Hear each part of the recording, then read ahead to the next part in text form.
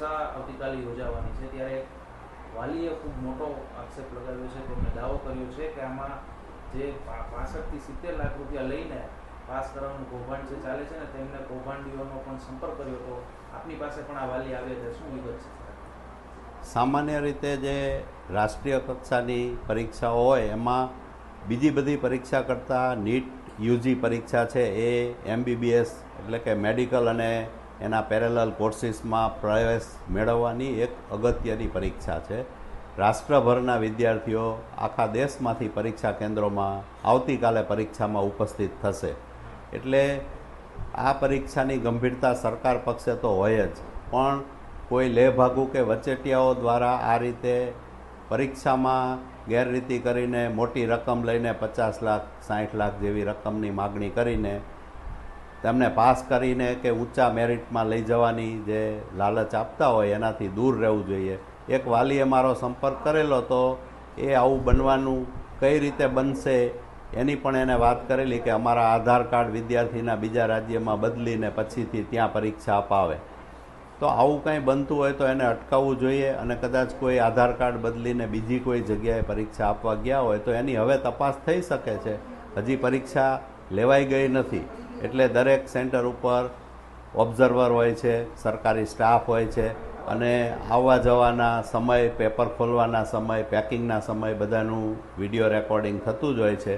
એટલે જે સર્વેલન્સમાં પરીક્ષા લેવાતી હોય છે એને વધુ થોડી ગંભીરતાથી, અને જે આક્ષેપ છે કે બેંગ્લોર, કર્ણાટકના હુબલી, બેલગામ જેવા સેન્ટરોમાં આવું ગેરરીતિનું આ વખતે આયોજન કરે છે એવી કોઈ આક્ષેપ કરેલો છે, તો એ બધા સેન્ટરો ઉપર પણ વધારે વિજિલન્ટ રહીને પરીક્ષાને સુચારુ રીતે અને ગેરરીતિ મુક્ત લેવાય એવી વ્યવસ્થા થવી જોઈએ. અને સરકાર એ પક્ષે ગંભીર હોય જ છે. હંમેશા બાળકોને ક્યાંય કોઈ રીતે અન્યાય ન થાય અને તટસ્થ પારદર્શક પ્રક્રિયાથી જ પરીક્ષા લેવાય એવી પરીક્ષા તંત્રની કોશિશ હોય જ છે. સર, અમદાવાદ પણ આ વાલી છે એ કોઈને મળવા ગયા હતા, તો અહીંના ગુજરાતના પણ કોઈ વ્યક્તિની સંડોવણી લાગી રહી છે?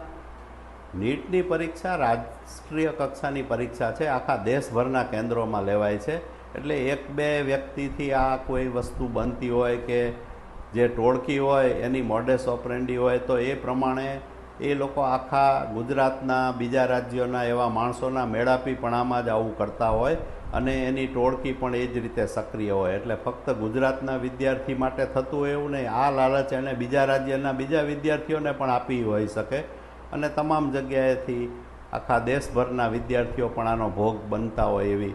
કારણ કે આ જે ટોળકી છે એના માટે તો એ છેતરપિંડી છે એ બહુ મોટી પહેલી વાત છે કે ભાઈ જે વિદ્યાર્થીઓ મળે એની પાસેથી એ લોકો મોટી રકમ ખંખેરી શકે. એટલે મારી દ્રષ્ટિએ ખાલી ગુજરાતના જ વિદ્યાર્થીઓ આવું હોય કરતા હોય કે એના માટે કોઈ એજન્ટ હોય એવું નથી. એ એજન્ટ જે કોઈ હશે એના મૂળ ઘણા ઊંડા હોય, એટલે એની સાથે બીજા રાજ્યના બીજા અલગ અલગ કૌભાંડીઓ જોડાયેલા હોઈ શકે. ગયા વર્ષે ગુજરાતનું નામ પણ ઉછળ્યું હતું ને, એટલે જ હવે માત્ર સરકારી શાળા અને કોલેજોમાં જ આ પરીક્ષા છે તે લેવાઈ રહી છે. તો અન્ય રાજ્યોમાં પણ આ જ રીતે કરવામાં આવ્યું છે કે ત્યાં પહેલાની જેમ જ ચાલે છે? બીજા રાજ્યોની પરીક્ષા વ્યવસ્થા પણ આખા દેશમાં સમાન જ હોય છે. એટલે ત્યાં પણ સરકારી અને જે પ્રતિષ્ઠિત સંસ્થાઓ છે ત્યાં જ પરીક્ષા લેવાતી હશે.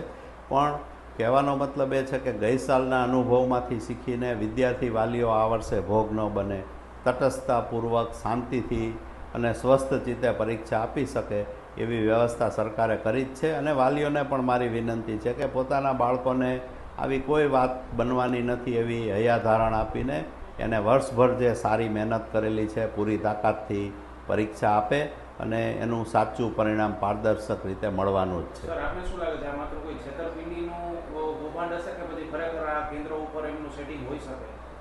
અત્યારે તો એ છેતરપિંડીનું કૌભાંડ હોઈ શકે એવું લાગે છે, પણ સેન્ટર ઉપર આટલા મોટા પાયે આટલા બધા વિદ્યાર્થીઓ માટે કંઈ કરવું એ આ તો 1% શક્યતા એવી પણ હોય કે એવું બનતું પણ હોઈ શકે, અથવા તો એનું કોઈ નાના લેવલે કે કોઈ સ્ટેપ સુધીનું કનેક્શન પણ હોઈ શકે. એટલે તપાસ થવી ખૂબ જરૂરી છે. સર, એનટીએને આપને ધ્યાન દોરશો આ અંગે? પૂર્વ ડીઈઓ એનટીએને મારી વિનંતી છે કે કાલે હજી પરીક્ષા લેવાઈ ગઈ નથી, એટલે બધાય સેન્ટરો ઉપર વિજિલન્સ રાખવામાં આવે.